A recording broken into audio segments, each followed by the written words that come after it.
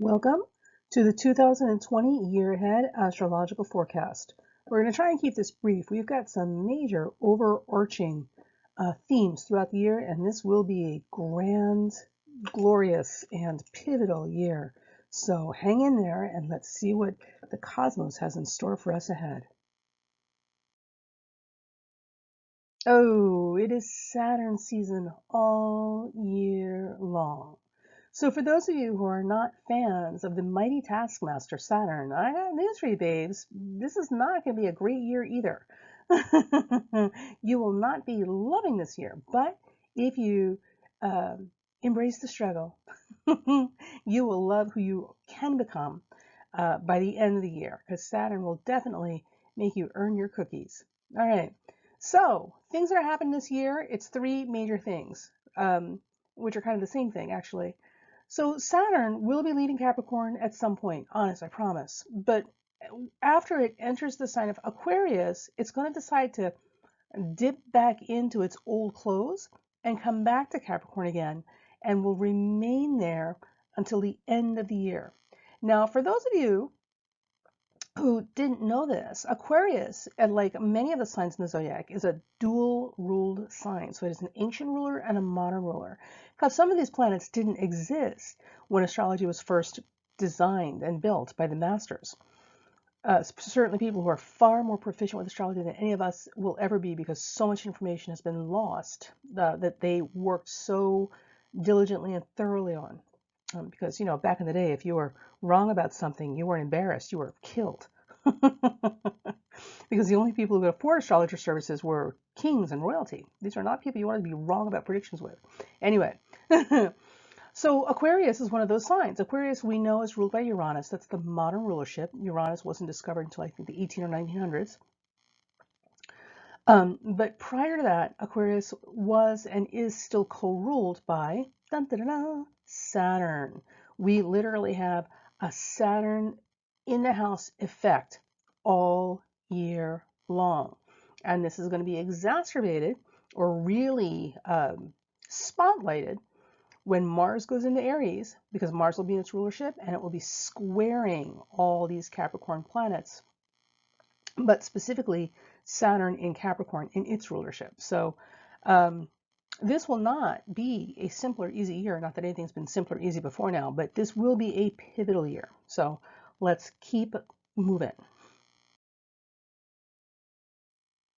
All right, so you're listening to this, you're going, okay, all right, well, that's all fine and well and good, but what does this mean for me and my life right here in the here and now? You know, that Saturn thing called reality and what's right in front of me?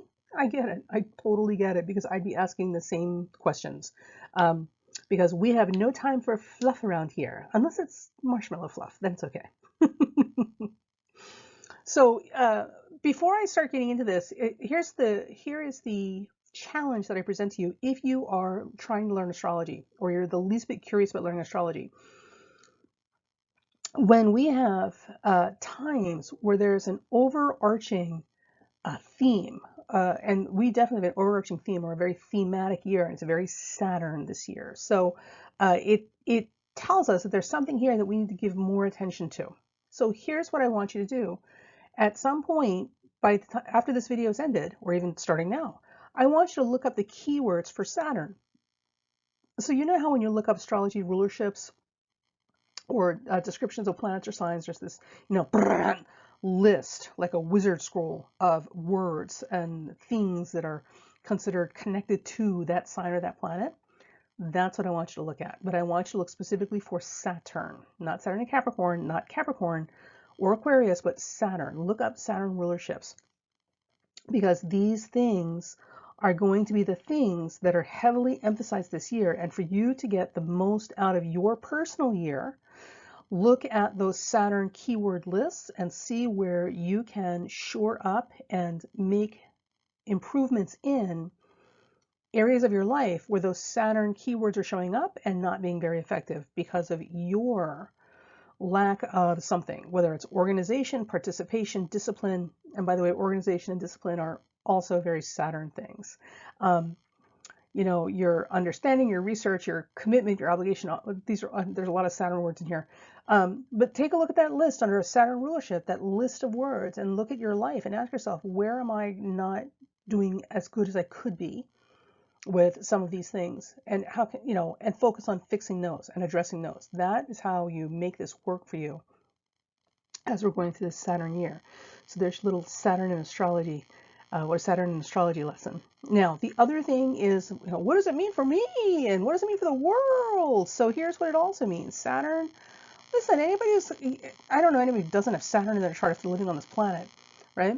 So everybody where their Saturn is knows that where Saturn is, it is no joke. Saturn does not play and does not give you any leeway and does not give you more than you've absolutely earned, and sometimes Saturn will even hold back and not give you things. So here's a little secret about Saturn I want you guys to know, because Saturn can seem mightily unfair when some of our less evolved astrology friends like to, trot out these maxims, oh, Saturn only gives you what you deserve, so clearly you didn't deserve it. Oy. So here's the thing, my darlings. If you have hard Saturn aspects in your chart, or you're taking hard Saturn transits, like if you're dealing with Saturn and Saturn is not being kind to you, and even appears to be unfair to you, there are one of two things happening. On the one hand, you may not be earning your keep. You may not merit the reward you think you deserve because Saturn has decided you haven't measured up enough yet. It's entirely possible.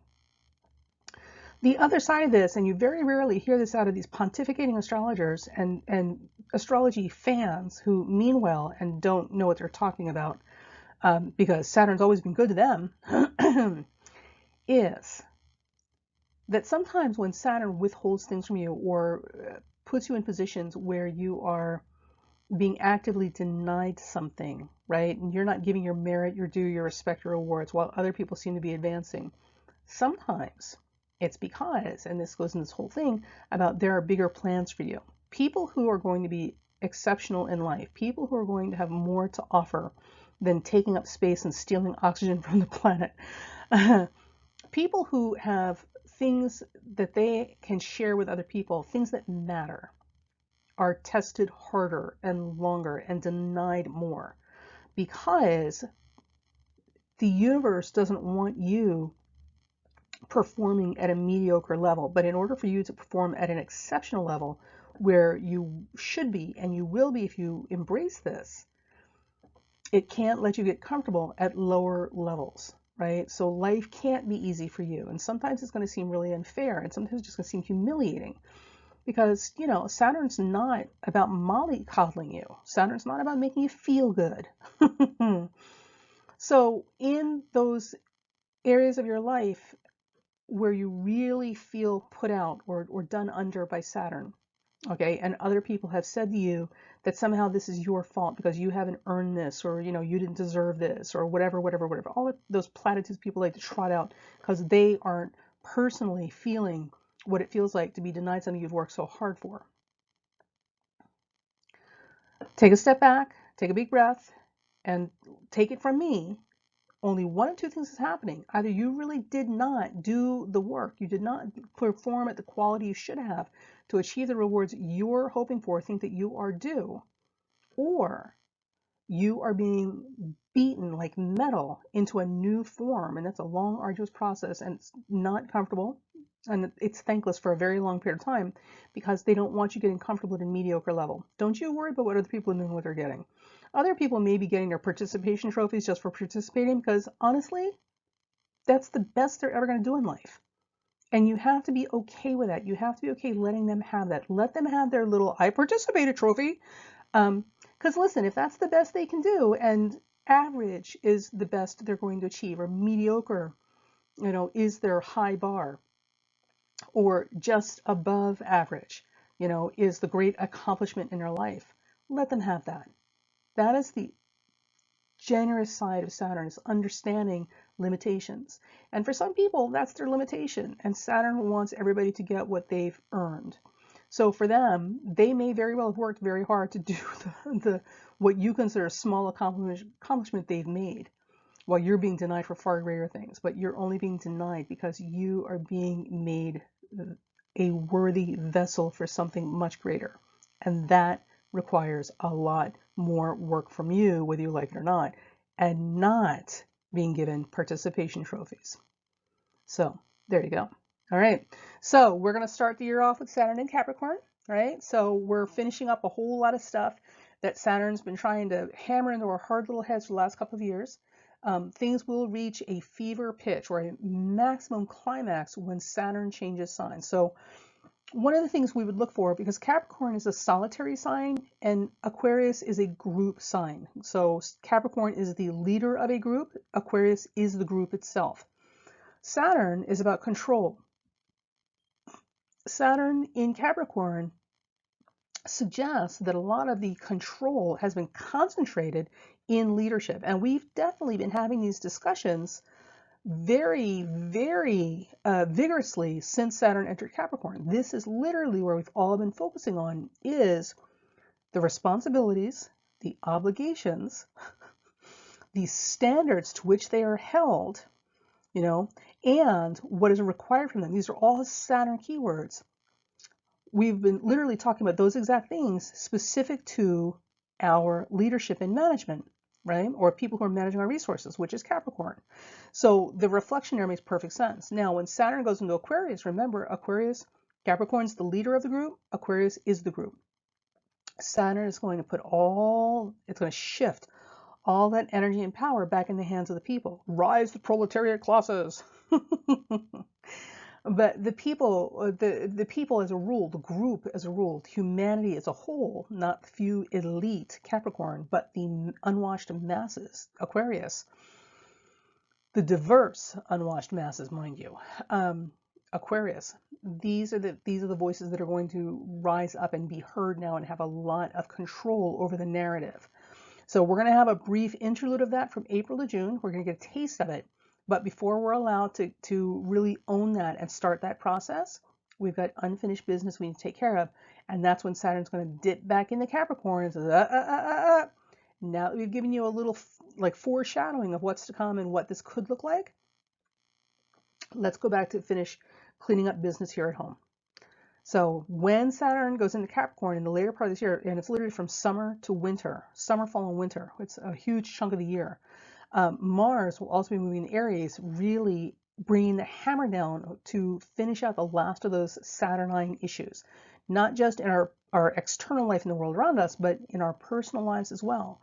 So as we start this year, pay heed to these bits of information, because if you work with it starting from the beginning of the year, you'll have a better chance of making this work out for the best by the time we get to 2021. I tried to warn folks about what was required as Saturn went into Capricorn last year, or 2 years ago. Like, I tried to talk about this. I don't know if anybody listened. And you know, the best laid plans of mice and men and taking our own advice. Even I've attempted to keep good to my own word and follow my own advice, but it has not been easy. But the focus and effort was there, and I think it's helped. It would have been very easy to get lost in the shuffle given everything that's going on, and we've got more of that this year. So try not to get lost in the shuffle. If you're looking for something to cling to help keep you going in the right direction so that you can reach higher ground, also a Saturn thing, focus on these Saturnine keywords, you know, and understand that the 2/3 of this year is very much about, or 3/5 of the year is very much about cleaning up, like finishing up unfinished business and really cleaning house thoroughly as we do one last pass through on inspection. What's that you say? January to March is not coming out to play? Maybe baby cakes. So we start the year and the first month off with such a thunk, heavy boot dropping. This is the penultimate Saturnine month. In January, we're starting with, are you ready? Listen to this lineup. Mercury, Jupiter, Saturn, and Pluto all in Capricorn. And then, icing on the cake, Venus is in Aquarius, which is co-ruled by Saturn. Saturn, all over the place. Get your sweaters out. It's going to be a chilly January. Now, with this grouping of planets in Capricorn, the only one that breaks up the pack is Mars, which will enter the sign of Sagittarius on January 4th. So Mars will lead this pack. When with Mars in Sagittarius, this heavy emphasis in Capricorn, some of the things that I would look for is an emphasis on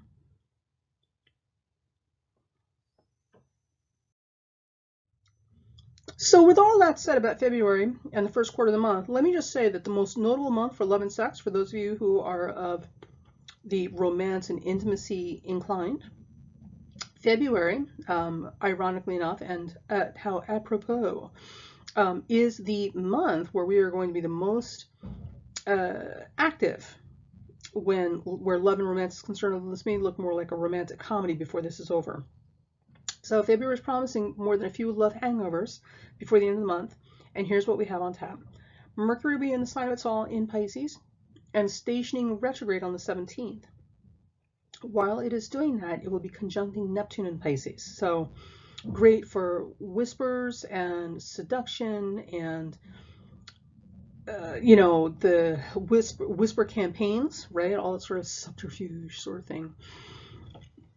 And a whole lot of promises that will evaporate like smoke come, morning sunlight. So be aware of that if you're trying to start new relationships. You're going to want to hold back some and get through February into March or April before you start making any serious designs about this person you're with, because you're not, it's just give it a month. Also, all month long, Venus will be chasing Mars, but it doesn't seem to connect with the planet Mars. So it's only instead going to receive interference and obstacles in the way of work, responsibility, obligation, and disappointing reality. So we're going to try as hard as we can to make that love connection, but all sorts of other things are going to interfere and get in the way. So again, the beginning of what looks like a really good romantic comedy if it were happening to somebody else.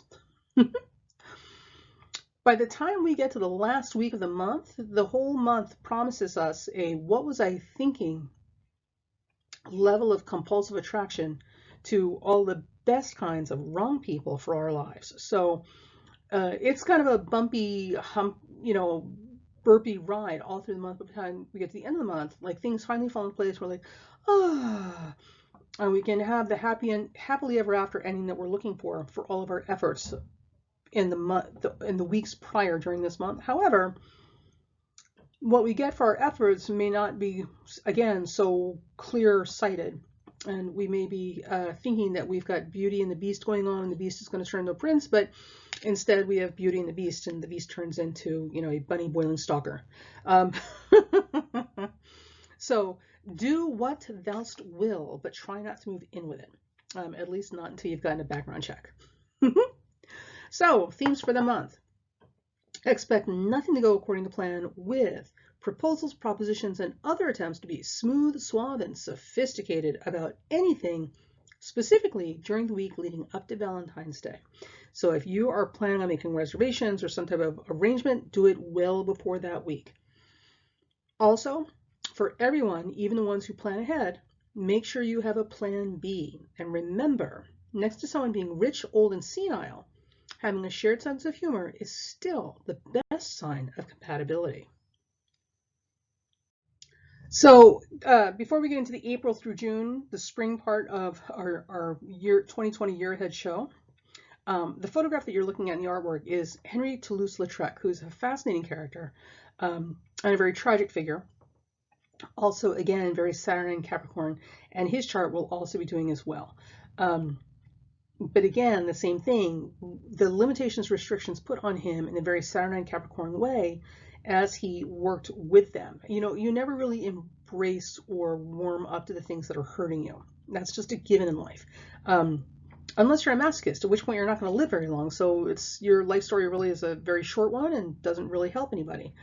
So the thing about it is, Henry Toulouse-Lautrec, just like Frida Kahlo, both have these very tragic lives with these ongoing frustrations and sufferings that literally became the cage within which they were forced to operate in life. However, because they did not let this defeat them, and here's the important thing I want you guys to take away from this, they also did not let it define them by finding a different way to define themselves. They created unbelievably exceptional things for the rest of us to inspire us and give us comfort and pleasure. So your Saturn issues are very much the same level of opportunity to be better than you were when you started. All right. So here's our spring segment for the year ahead, April to June. In April, the most notable things that are happening is that Mercury is moving fast, fast, fast, fast, fast. Mercury is moving like a race car through the month, which will be interesting. So expect communications, documents, plans, travels, schedules, things that involve, moving about, and time to really be accelerated in April. There will be no lag time. It's not like we're walking through mud. Like things are moving fast and you're going to have to be able to keep up or you're going to get left behind. At the same time, Pluto will be making its station retrograde. Yeah.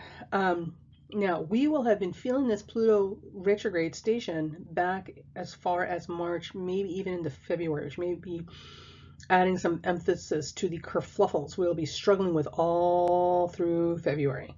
But ultimately, with Pluto stationing retrograde,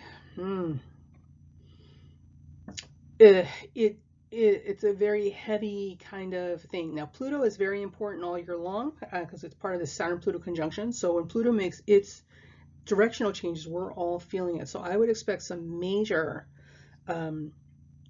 upheavals or upendings around April. And in the United States, I don't know about other countries, but certainly in the United States, this is, again, tax time. So Pluto rules big business and other people's money. It also rules taxes, inheritance, death, and insurance. So in April, at least here in the US, because this is where I'm living, one of the things we could probably expect to see come up as a topic of intense conversation are literally taxes and insurance. So medical insurance or health insurance and taxes and how they need to be changed, right?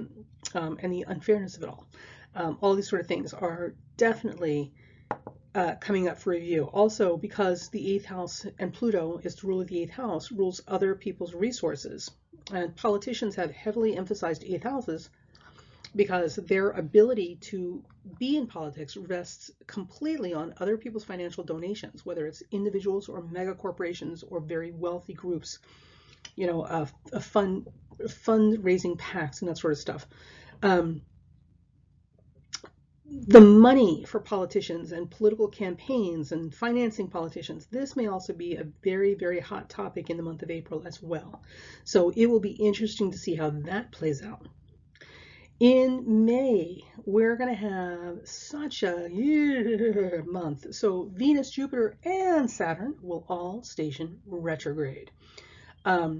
If you are planning on taking a vacation, just so you guys know, vacation, celebration, anything that involves leisure and pleasure, do it before or after May. May is not the month to go. Travel plans will not go as expected. Things that are designed, purchased, bought, or solicited for pleasure may not be what you hope they would be. Lots of disappointments around that. However, there will be a lot of sexy friction going on, but it may lead to some frustration. Venus and Mars will be squaring off with these planets, especially Jupiter and Saturn, alternately. So it's going to be one of those things where we want, and we can't get, or what we do get, it's not what we wanted, or we get it, we decide we want something else. Yeah. Which is kind of why I put Toulouse-Lautrec here as well, because in his day and time, because of his condition, socially and physically, there's a whole lot of wanting that was occurring because he could only use dancers and prostitutes as models, because back in those modest times in France, those are the only women who would dare be so risque to model for an artist, because artists weren't considered very, very highly regarded either. So, he's basically surrounded by a bunch of, half-dressed, loose women that he, probably couldn't get either. So that's May. We're all going to be Toulouse-Lautrec in May. Then comes June. In June, Mercury now joins the retrograde party, and it will go retrograde on the eclipse point for the fixed star Sirius. So next month we've got an eclipse coming, and it will be on the fixed star Sirius. Mercury this month in June will be stationing on that degree, so we may see some activation or some suggestion of what that eclipse is bringing us. It is at 1520. It's also Cancer, 1520 Cancer. So there's some big stuff associated with this. Also this month, relief and the cavalry is on its way. Venus will station direct, finally, thank God. So if you're looking at purchasing things or making improvements, anything that involves beautification and pleasure, wait until after Venus goes direct, and you'll be less likely to be facing disappointment when you get it. Neptune will station retrograde, so Neptune will be a little bit more grounded than it usually is, which is a good thing. So we'll take as much of that as we can get.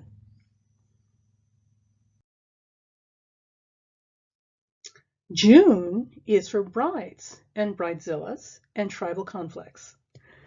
So the spring, summer, late spring, early summer months, April, May, and June of 2020 will be dicey at best.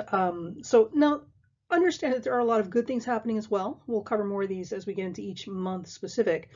But for right now, just as a big overview, I wanted to just highlight some of the notable things that are happening in these months that you should be aware of early on so you can make plans in advance. First thing is April. Everybody should know that the first 2 weeks of April are dangerous. Specifically, I want you guys to be mindful of being prepared and taking extra precautions for safety around machines specifically, and anything else that could explode from either pressure buildup or overdue maintenance or neglect. So there is a breakdown of the machinery or the system or people happening that has exacerbated these first 2 weeks of April. So be mindful, be careful, and plan ahead. And if you have any maintenance or management that needs to be done, whether it's things or people, before the first weeks of April is when you should be doing it. In the meantime, also be mindful and aware of, things other people should have been on top of and may not necessarily have been. In May, what's interesting about May is that folks will be more vulnerable to the trap of self-pity after the 12th. And the reason for this is because we have,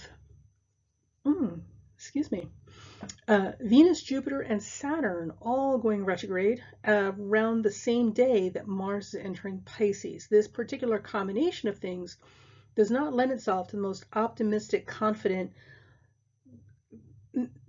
thought processes in anybody, which is why we're all pretty vulnerable to being falling into the trap of self-pity. So with that said, understand that may be what's going on. Don't necessarily beat up on people who are feeling sorry for themselves, because you may not be any better, surprisingly, and you may actually be more excessively cutting and appearingly insensitive because you are so deeply feeling sorry for yourself in ways that you won't even admit to yourself. So don't project your stuff on other people and take it out on them. I'm just saying there are better ways to handle these situations. And finally, if you are falling into the trap of self-pity, remember this. Life is unfair and nature is cruel, and there's nothing we can do to change that. It is what it is. And because of those things, that's why it's so important that we are neither unfair nor cruel. You and I, we're here to be divine guardians of the planet, not self-indulgent masters living off its tits. So pull yourself up by your little big boy and big girl panties, dry your tears, and understand that sometimes life just sucks. And that's why we're here, to balance the scales and do the right things to make it equal and bearable. And then comes June, and along comes June. Oh, so June. And this is why June is for bridezillas and tribal conflicts. So we have 2 eclipses occurring in June. We've got the 15 Sag eclipse, which starts our Gemini Sag eclipse cycles, occurring at the beginning of the month, June 5th, 2020. I'm not right now seeing a lot of amazing, extraordinary events or activations associated with this particular eclipse. It's kind of like a firecracker that doesn't really live up to its potential when it goes off. So I'm not going to give a lot of energy to that. However, what is of particular interest to me that I think is notable is the solar eclipse on June 21st at 0 Cancer.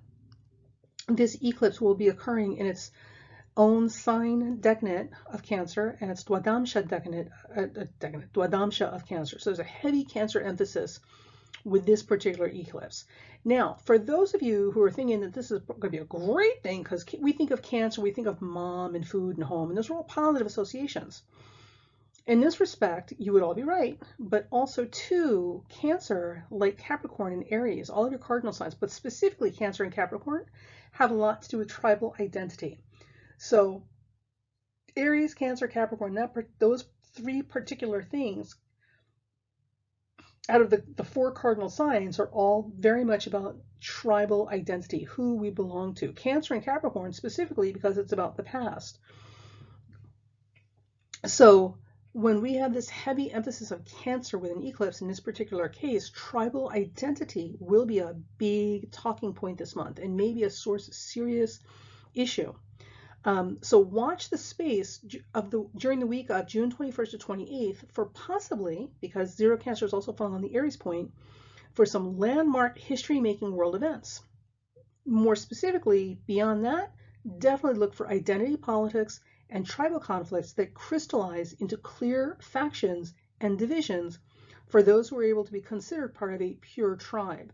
So when we talk about tribal conflicts, where if we were living in, I don't know, Africa, right? Or maybe out in Saudi Arabia in the deserts where there's still tribal groups as opposed to towns and cities because they're nomadic people,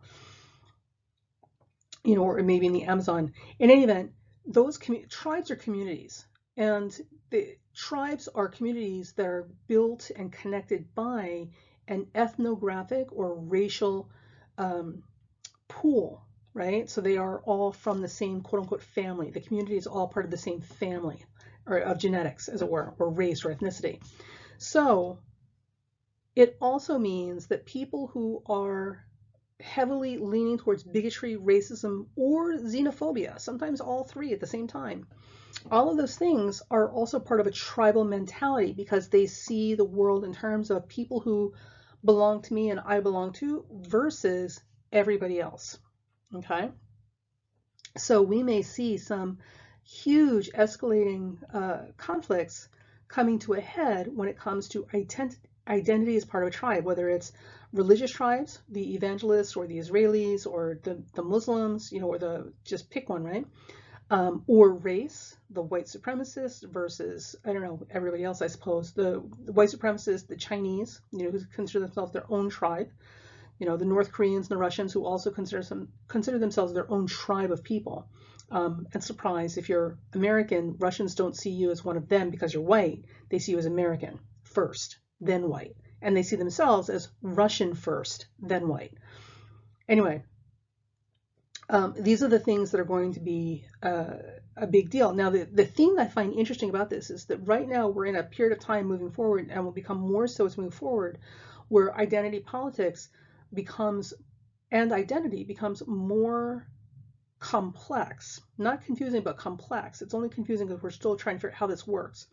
Because there are many people who identify with multiple tribes or have a foot in multiple worlds, right? So people who are biracial or multiracial, people who are bicultural or multicultural, people who, you know, are born into a religion but don't necessarily practice it or believe in it, right? All of these things, you know, even with Israelis, there's a difference between American Israelis and American Jewish people and Israeli Jewish people. There are some distinct differences between them, just like there are differences between Black American Muslims and Muslims from other parts of the world, right? And even then, how they practice it's different. There are distinctions between them, so they share the same umbrella term, but in many ways there are things that make them very different from each other. Hence, kind of sort of the same tribe, but not really. Like Native Americans are all Native Americans, except Native Americans all break into specific tribes of Native Americans, right? So these are all things that are going to be a big deal as this eclipse comes into play in June. So watch for people who are purists or racists, depending on which way you call them, or nationalists, or whatever that tribe mentality is, to really be out in force bringing this to a head that we all need to, we all need to have a discussion about and reconcile and figure out what to do with once and for all. And so watch that month.